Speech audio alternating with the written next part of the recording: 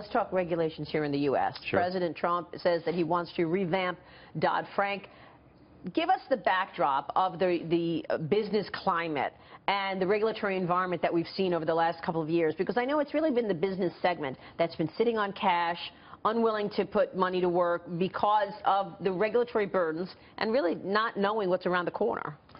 Well, I think it's pretty specific, at least from my view, and maybe, Maria, it's because I look at a lot of this from an investment banking point of view.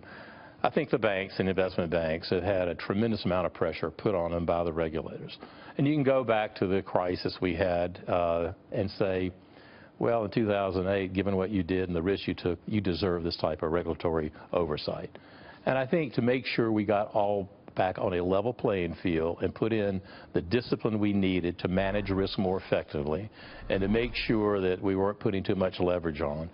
At that time, we needed, I think, very stringent regulatory controls, and the government clearly put that on us.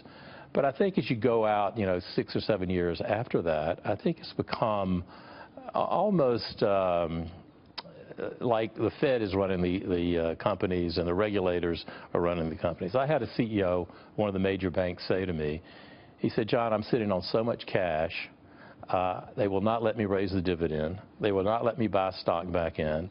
If this continues, we're going to be a utility stock and not a growth stock." So I think initially it was the right thing to do. I think we need to ease up, and my impression is, and you were just in Washington, President Trump is going to ease up, and I think that's healthy. The rollback in regulations is expected to impact earnings, I mean, in a good way. Exactly. Yeah. Now, John, Morgan Stanley's current CEO, James Gorman, says he's against repealing Dodd-Frank.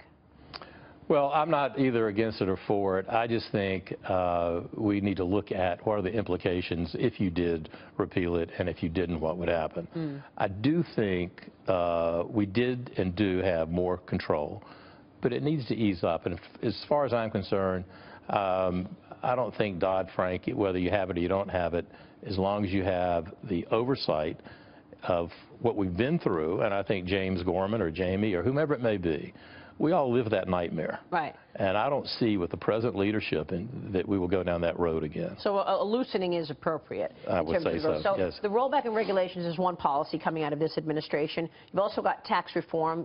Earlier this week, I spoke with the president, and he said he's got to do health care first before tax reform. A lot of people saying, why is tax reform hostage to health care reform? They can't get a deal done on health care. What's your take on the impact of tax reform? What do you want to see? Because after all, we are looking at the highest tax rate for the corporate sector across the board in the industrialized countries.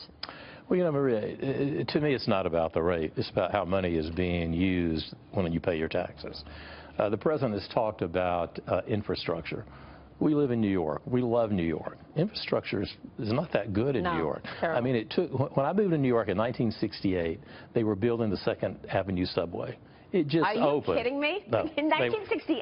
In 1968. You're right, they just finished it. They finished part of it, about 35–40%. Only part of it. So to me, it's not overall taxes, it's how we're using the money. And our infrastructure, without question, just go to LaGuardia Airport. It's a third world airport. And it's not getting better. I know they're going to build a new one, et cetera. So I'm not that focused on do we need to reduce taxes. If we can do that and cut spending in areas where we've not been efficient in how we spend money, that's fine. But we need to fix our infrastructure across the entire United States. So that should be a priority, you think, for the president? In my view. And also, I think health care should be a priority. As you know, Christy, my wife, has been very focused on medicine and on how you treat patients. And wellness as well. And wellness, for a long without time, question. Yeah. So, there are a lot of movements, and integrative medicine is one of them. And at New York Presbyterian Hospital, which I'm involved in, we're building a clinic for integrative medicine where we treat the whole person and not treat just one aspect of the disease. So health care is critical. Americans need to be smarter about how they live and what they do. And I think an integrative approach to medicine would be terrific. I love what you're doing with New York Presbyterian. You've always been incredibly philanthropic and associated with the medical industry. What else have you been doing since you left Morgan Stanley? Tell us about how you're allocating capital and what you're doing with your time. Well, the best thing I've done is realize I'm a terrible golfer, so I don't play much golf anymore. Okay, good. But I am fascinated by the young men and women in technology.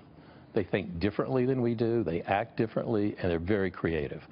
So I've spent most of my time either investing with or coaching some of the technologists. And some of the things that come out, a young man from Israel came in my office through a relationship with one of the brokers, and he has this app where if you're at the airport and you're getting ready to get on the flight, and for some reason the flight's delayed an hour, and Fox News is on, you take your iPhone or your device, you tap it, it scans it twice, sends it to the cloud, you get audio. Oh, my God, that's great. That's a good idea. Yeah, and he has over 1 million users now.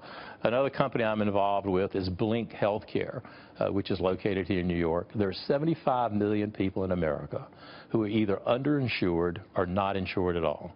And what Blink Healthcare, using technology, is able to get those pharmaceuticals at a dramatically lower price. Wow. So you learn a lot. And then in fintech, you know, we've had our ups and downs with Lending Club, but I think fintech and this direct lending and borrowing over the internet is going to continue to grow. You see that Goldman Sachs has started Marcus, which is going to be in that area. Yeah. So I spend a lot of time in technology. That's terrific. John, I know that you're going to tell us more this weekend on Wall Street Week. John will be our guest on Wall Street Week. John Mack, good to see you. Thank you. Thank you so much.